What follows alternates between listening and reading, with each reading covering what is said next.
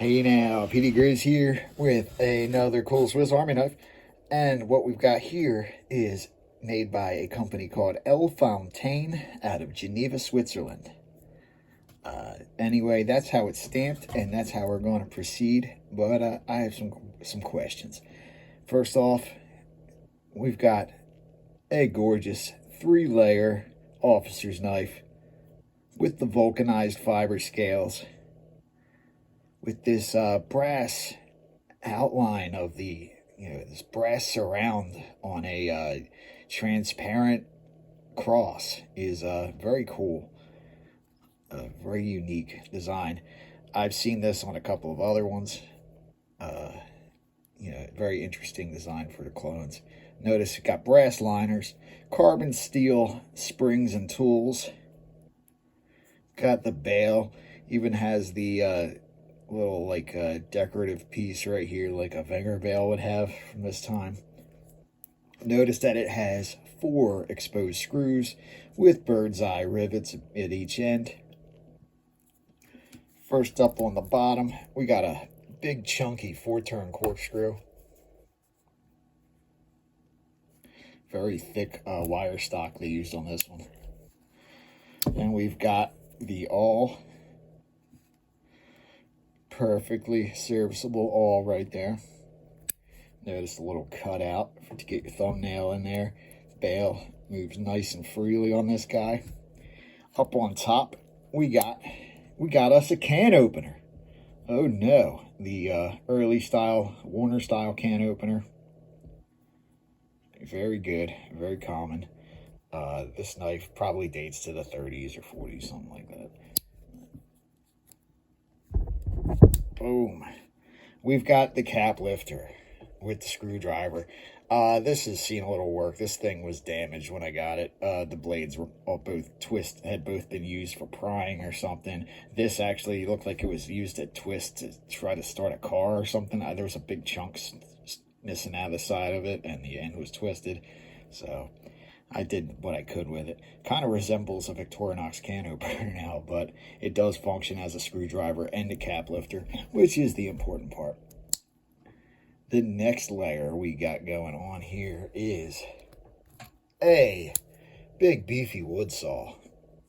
Excellent wood saw, very sharp, angled teeth. Again, carbon steel. This knife is actually 88 millimeters in length, which is unique. It's a little bigger than like the 82s and 84s, and a little shorter than the 91s and 93s that are common. Kind of an unusual length. Finally, we get to this blade. Now, this was a clip blade. Now it just is a small pen blade.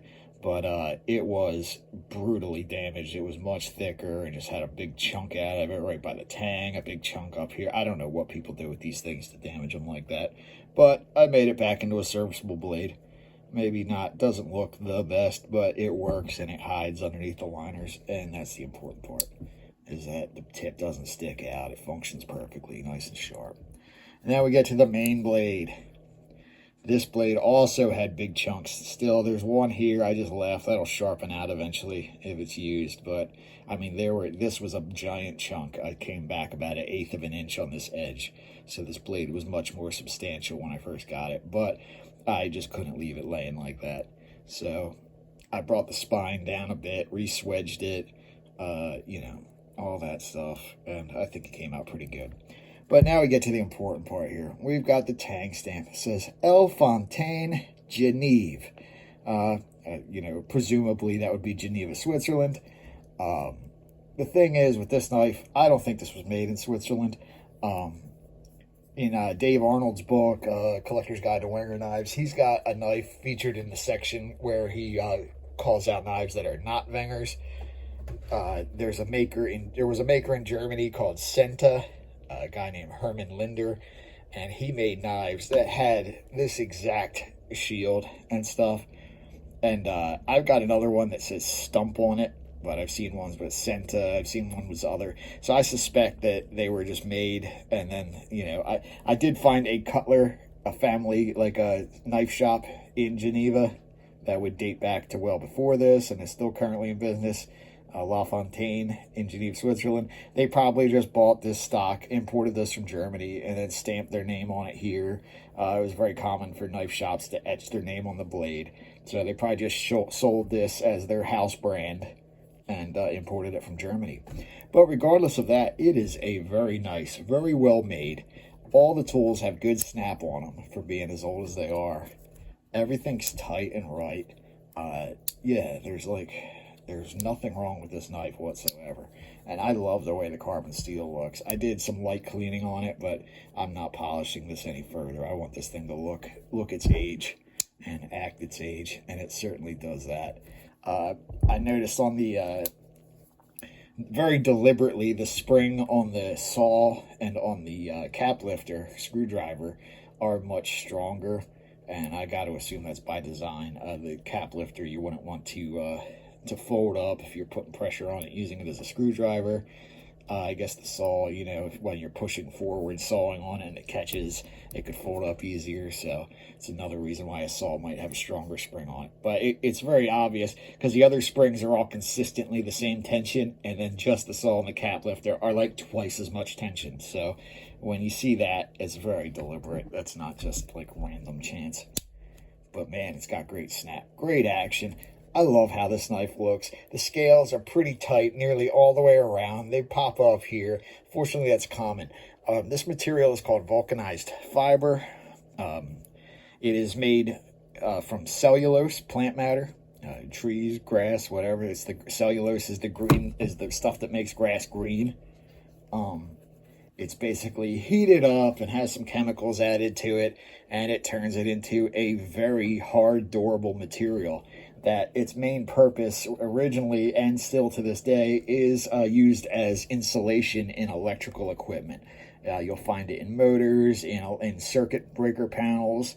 You'll find it behind the lugs in your main breaker panel in your house. There'll usually be a little sheet of what's called fish paper, but it's the same material as this, and it's just meant to keep space between the energized terminals and the grounded portion of the cabinets. And that's actually the same background as G10. G10 is actually a NEMA specification for an insulating material. So G10 is basically is just a fiberglass material that serves the same purpose as this, used for insulation. And if you don't know about G10, G10 is actually made the same as micarta. Micarta is layers of fabric, drenched in epoxy basically till it hardens. And G10 is layers of fiberglass in epoxy resin that hardens. And but G10 is a NEMA standard. Vulcanized fiber is used for electrical work, and also for knife handles. And all three of those materials are great choices, and I love the look of it. It very much kind of resembles leather, which is interesting because there's another material called leatheroid, which is made almost the exact same way and used for the same purposes. So I don't know if this would have been known as leatheroid back then or vulcanized fiber, but they're technically the same thing.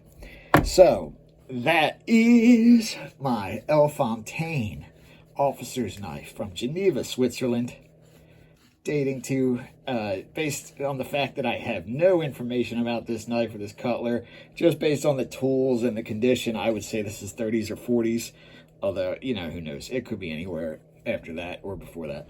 So thanks for watching. I'll see you in the next one. Peter Grizz out.